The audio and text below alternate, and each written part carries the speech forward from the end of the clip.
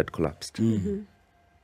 Nakuru job came to a close. Actually, the contract came to a close because a new leadership came in. Yes. New leadership, new people. Yes. And here I am wondering, okay, what do I do? You had a Kiunjuri moment, eh?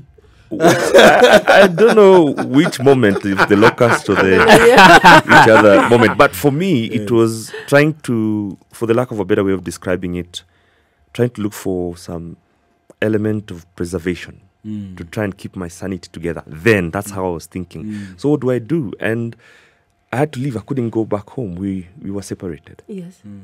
And that is something that killed me, but I wasn't admitting to that at the time. You still have to be stoic. Yeah. Kifua mbele, jikaze kidynamo. So I said, let me go to the coast. Now, luckily at the time, an engagement that I used to do on an annual basis, because I'm still indulging in motorsports up to now. I'm involved with motorsports in the country. So I get called upon once in a while to do some work for them. And this time, one of the biggest events was happening at the time, and it happened to be, of course, in the coast. So when it ended, I, again, didn't have another place to turn to. And it ended, because of the journey, I just found myself in Ukunda. I packed my bags and I went to Ukunda. I got a small gig there to handle an event that was happening at that time. That is 2017, there was the Diani Beach Festival. And I got it. So I was just taking up responsibilities as I tried to stay afloat. But deep down, what I was doing, I was running away from my problems. I was running away from my responsibilities.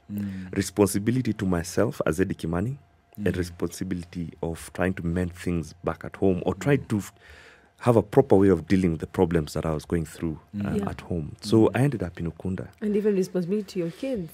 Yes, and it is a time, I wouldn't wish it for anybody, and if anybody is going through it right now, there's always a way of dealing with it. Now, through that cycle, I ended up now, gigs ran out, I was not doing anything, and one of these days I decided to take a walk. I was very fortunate that I met a couple of people who sort of got wind of what I was going through. Not so, just I think 2 people, and I opened up to them. And that's how I managed to get some place to put a small place to put my head on. And get something to eat. At the time, still fighting with my demons, which still kept on telling me, you're okay here. You stay here. Chill. Away from you.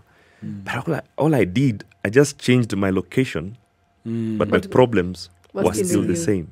Which is what sometimes we do as men, trying not to deal with the issues at hand. We find ourselves running away from something, but it will always follow you through. So one morning, I decided to take a walk along Ukunda. Really, for anybody, okay, for those, there's that long street going down to, because there's Ukunda itself and then there's Diani at the end. I was taking a walk and it was so hot. I decided to pop into a shop that I just gotten to. It was a brand new bakery. I just pulled a seat, sat down, and I don't know what I was expecting. I didn't know what I wanted. I just sat down and thinking, let me take a break from this zombiness that I was in at the time. And then this fellow taps me on the shoulder and he tells me, wewe ni Eddy Kimani, eh? Ule jamaa wa TV, huh? Ni wewe? At that time, I was in Ukunda thinking nobody knows me. I was in the same thing I'm telling you guys. You're running away from yourself. In a hideout. Yes. So I was in this space in my mind thinking, at least here nobody will know who I am, will not know what I'm going through. Let me deal with my problems by myself. We got talking, and he happened to be a guy who's very... Later on, I came to discover, because we became good friends after that, he made me open up. I ended up sitting there talking to him for almost 3 hours. Talking about him. He listened. He didn't judge me. He didn't point anything at me. He did not say, Eddy, you should have done this. Like we would normally do. Like, why did you do that? Why did you do this? So it became a situation whereby I did not know that was some form of therapy that I was going through. Because what I needed at the time was just to open up without judgment and not to be criticized. A listening ear. And a listening ear, which he did.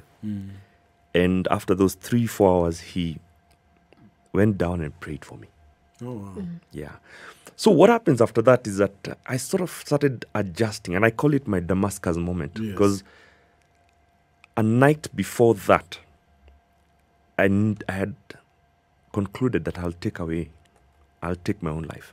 In Part the of the little room reason I why was you in. were walking around. Yes. And I think what saved me was I think I blacked out or something like that. So I woke up in the morning like, okay, I need to do something about this. I was so convinced